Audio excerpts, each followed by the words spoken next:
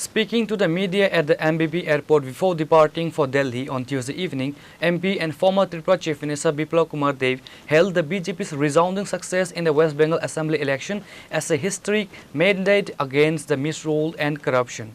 MP Biplab Kumar Dev, who served as a key organizational co-in-charge for the party in West Bengal, had just concluded a visit to the Tripura Sundari temple in Matabari to offer prayers following the poll results.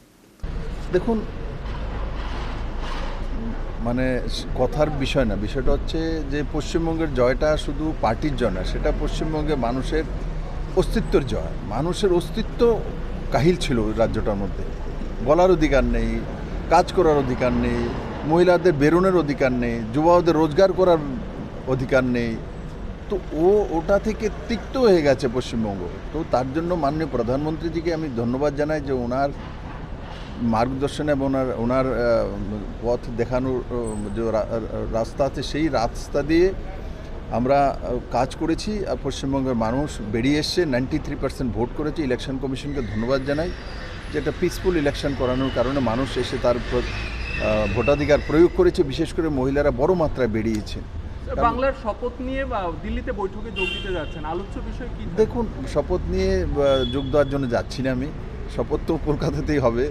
আমি যাচ্ছি কারণ দিল্লিতে তো যেতেই হবে, কাজ আছে, তার জন্য যাচ্ছি। আর যেটা রায় দেওয়ার পশ্চিমবঙ্গের মানুষ দিয়ে দিয়েছে, এখন কাজ হচ্ছে যে আমরা যাতে পশ্চিমবঙ্গের মানুষের যে আশা ভরসা সেটা নিয়ে বিজেপিকে ভোট দিয়েছে সেটা যাতে পূরণ করতে পারে মাননীয় প্রধানমন্ত্রী নরেন্দ্র মোদীর নেতৃত্বে। সেটাই আমাদের এই বহু বছর পর, 50 বছর পর পশ্চিমবঙ্গের মধ্যে কেন্দ্র এবং রাজ্য এক সরকার আসবে, এক সরকার কাজ করবে।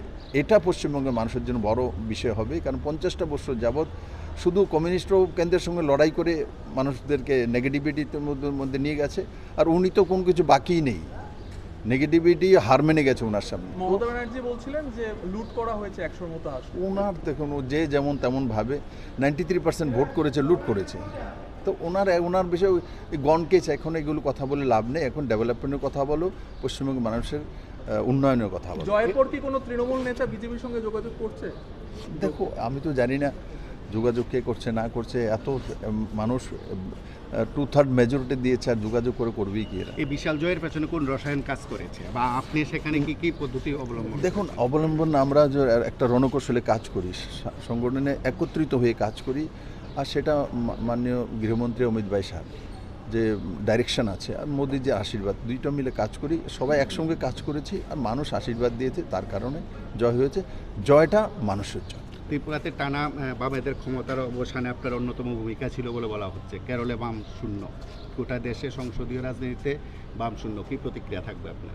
বাম তো লুপ্তপ্রায় প্রাণী, শেষ হয়ে গেছে। বামকে তুমি চাইলেও রাখতে পারবে না।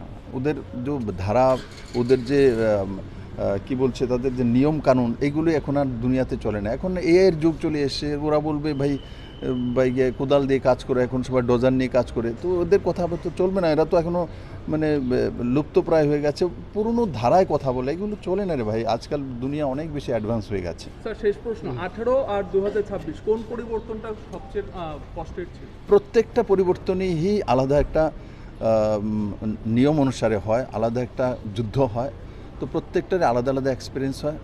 তো স্বাভাবিকভাবে 18তে এখানে কমিউনিস্টকে হারিয়ে বসা, সেটাও বিজেপির জন্য কঠিন পরিশ্রম ছিল। পশ্চিমবাংলা তো ওই জগদ্দল পাথর, যেটাকে আইন কানুন কোনো কিছুই মানে না, এমন একটা মহিলা সেখানে মুখ্যমন্ত্রী ছিল। তো সেটাকে সরানো, সেটা বহু কঠিন পরিশ্রম ছিল। সবাই মিলে করেছি, হয়েছে। পশ্চিমবঙ্গের মানুষকে ধন্যবাদ। Reporter Pranav from Agartala, Chini Khurang.